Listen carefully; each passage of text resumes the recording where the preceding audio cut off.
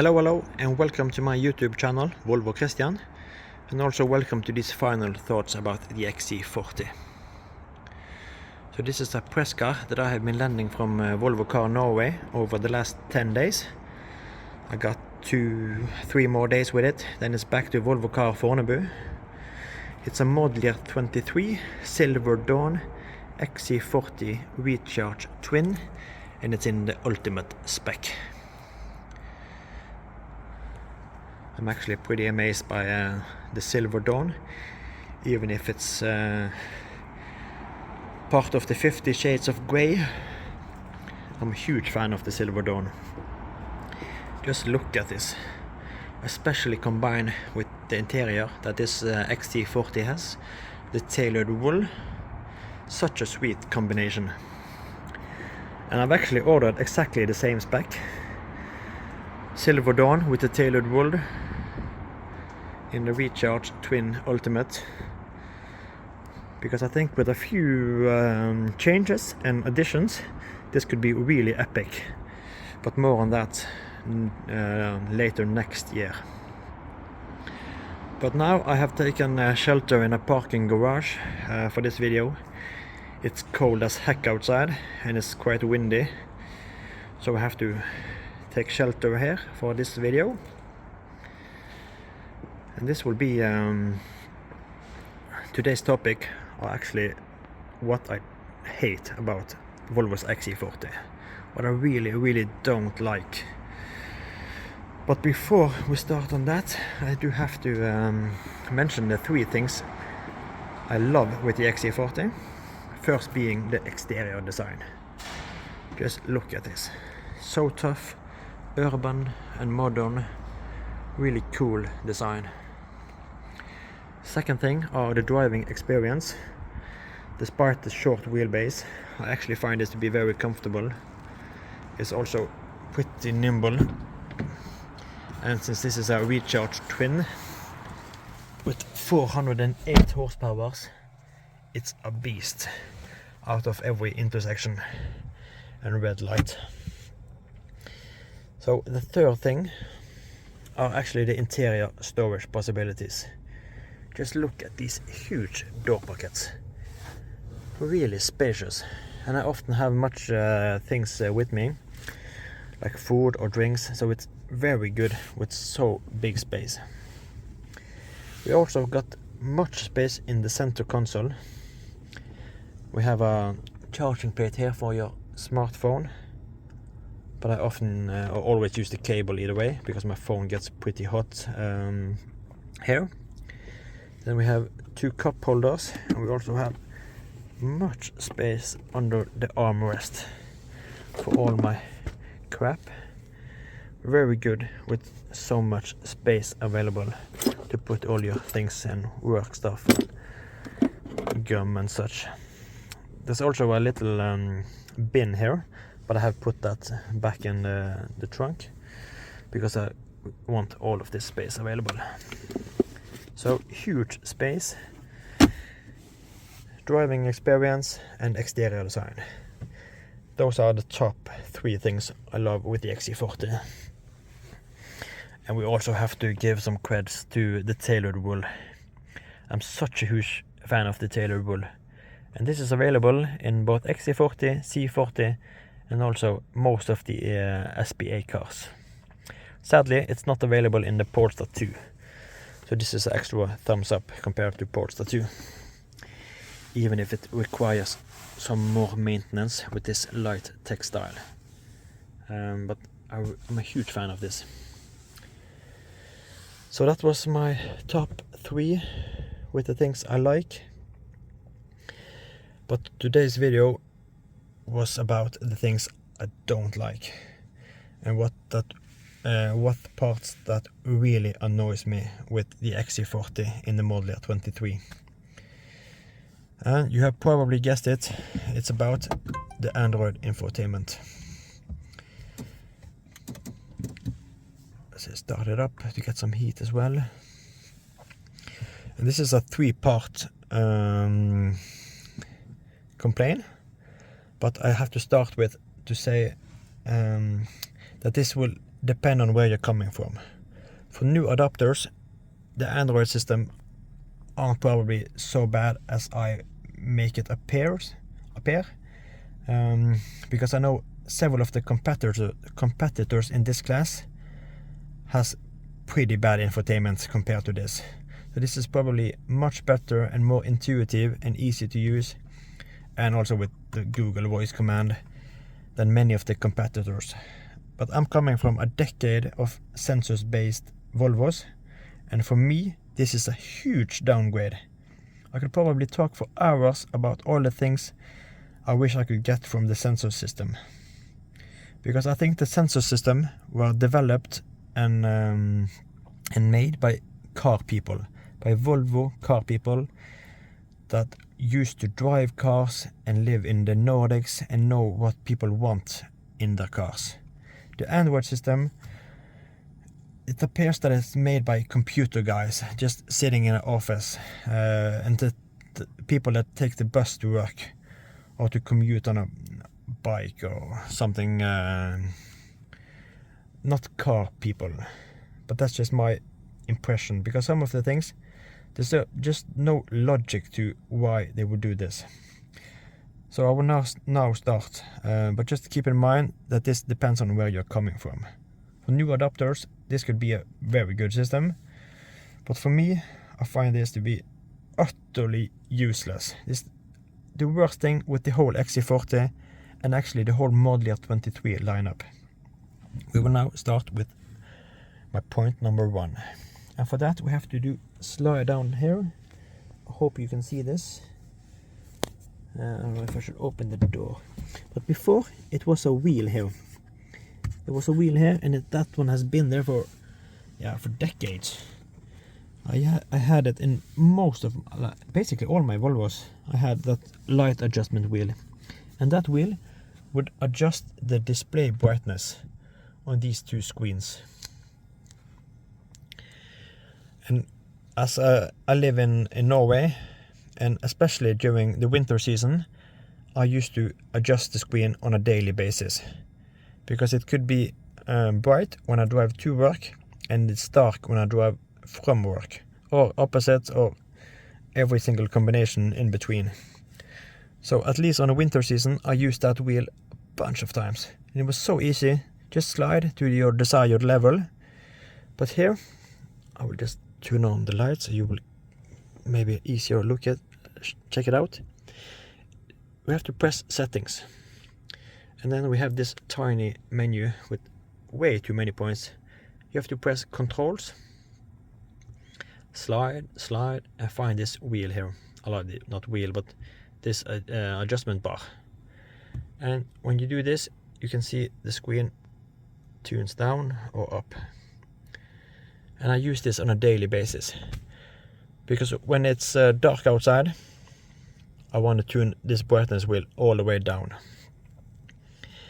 And I live on the countryside, just outside of Oslo. And there's several stretches of roads on my way to work where there's no street lights, with fields on each side. And then I want maximum visibility, so I tune this wheel.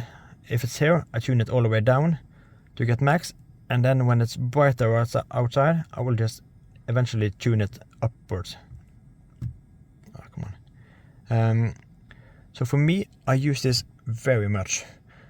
Every single day I'm tuning this up or down to get the perfect view out, and also to see the display clearly. And I can't believe why Volvo has decided to put this into the screen. Just seems like a stupid decision and a huge step back in traffic safety, because this is so distracting to do. And you could say, yes, you can do this before you start your trip, but sometimes it gets dark during the trip, and then you have to do this every single time. Just a pain in the ass. Honestly, it's shit. I'm just sorry to say it, but utterly useless. And the same goes for the pilot assist. That's my point number 2. Before, you just one tap, but now into the screen, settings, driving, and here I can take the phone slightly closer so you can see. Here we have the steer assist. So the pilot assist is on, but you have to disable or enable. Now it's enabled, the steer assist. And now, as I live in Oslo, I actually use the pilot assist, or at least the adaptive cruise control, every single day. It's so much highway stretches here, boring highway stretches. But it's still like 50-50 if I want the steer assist on or off. So even with that, I have to go into the screen and be distracted instead of keeping my focus where it should be, on the road and not on the damn screen. Before it was so easy, on and off. So that was my two first things, light adjustment and pilot assist. Luckily, Volvo gets a bunch of complaints on the pilot assist, so because they removed it in the over-the-air update, so they can also put it back in the over-the-air update. So I hope people will just flood them with complaints, because then we get this back. But I don't know what they will do with the light adjustment, because many people doesn't even use it. I've talked to so many lately that are curious to why I'm so annoyed by this, because they never used it. And some people, they didn't know what it was for. I gotten several questions, or several messages that Volvo owner said, I have never used it, and I actually didn't know what it was intended for. So yeah, it depends if you use it or you don't use it. At least I used it daily, so this is actually really pissing me off. Have to sign up for some anger management after this Android. The third thing are maybe controversial, because that regards to the Google navigation. And everyone says that this is the best there is. You don't find anything better than Google navigation. And probably that's true to some extent. But I actually prefer the Sensus navigation. Not necessarily the navigation itself, but the functionality you got. And I will try to show you something of that. Just hope it works today. Yep, we are online. So let's say you want to enter a destination. The first destination can be set from your previous destinations, so without using voice command. You can just press, like, say you want to go to Gothenburg. Start. So this can be done by touch. Yeah, continue. But then, if I want to add a second destination, then I can't add it. Dismissed. I can't add it by touch, unless it is one of these four. I hope you see this. It says charging station, restaurant, supermarkets or coffee shops. Let's say I want to enter a hotel, or like a bed and breakfast. Then I can't add it by touch. I have to do it by voice command to get the second destination or the third destination. You can't type it in, and I find that pretty darn weird. But I will now try to, if the Google lady understand me, find a nearby Volvo dealership. There's a Volvo car Fornebu, Tidligere Billier Fornebu, 4 minutes away. Yeah. Want to navigate there? Yeah, we take that one. So if I now add a second stop, now we have my next point on the list. So the first was that you can't type in several destinations. Oh, that was wrong. And here you can see my itinerary. So now I have Volvo car at Fornebu, and I also have Gothenburg as my second destination. But let's say I want to change the order of these two. I first want to go to Gothenburg, and then I want to go to Fornebu. Well, you can't rearrange these two. And if I had 3 or 4, you can't change the direction you are going. And that was possible before with the Sensus system. You can change and rearrange your itinerary as much as you want. And for me, I find this very important to have correctly, at least on an electric car, because you are dependent on watching your state of charge as you go along to see if you can make every single destination. And the only solution to this are to do the voice command in the backwards order, starting with your last destination, either by touch or by voice command, and then by voice command adding all the stops you want. So the last stop you say by voice command will be your first destination. And then you can also monitorize the state of charge and where you need to stop. So I wish we could change the directions and also add several destinations by text. The last thing I want to show, and just take away, let's say you want to find a restaurant because you're driving to Gothenburg, but you're not hungry right now. So you will zoom out. Okay, come on. You will zoom out, and then you will work your way down towards Gothenburg, home sweet home of Volvo, and you want to find something delicious to eat before you get to your destination. And then we have this blue box. I hope you can see this. It says search this area. So you press this, hoping that it will search for restaurants in Gothenburg. But what the heck?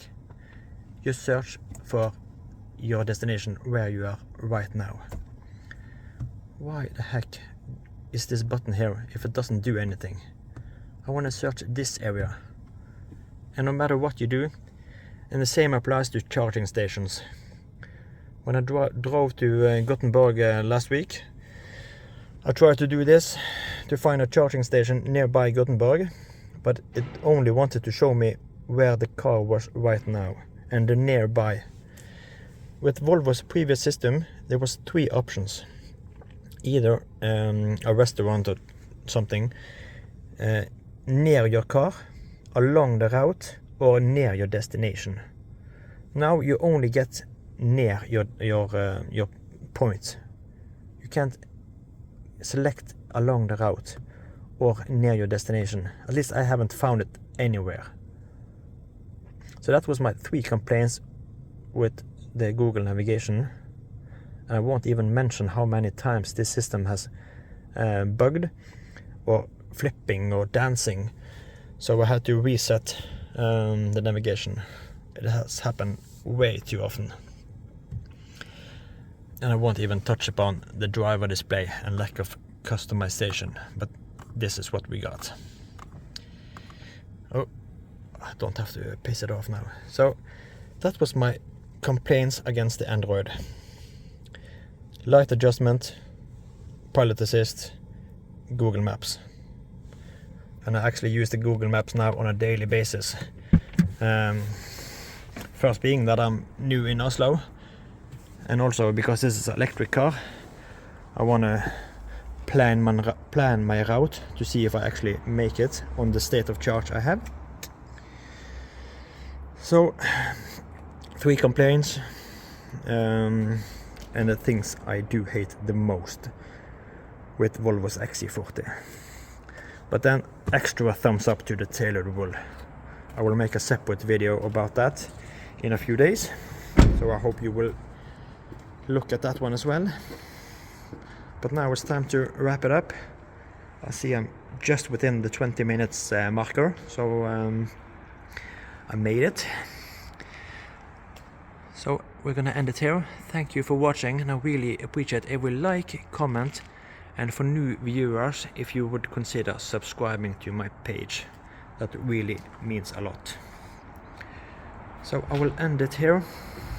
Thank you for watching. I'll see you guys in the next video. So take care and bye bye.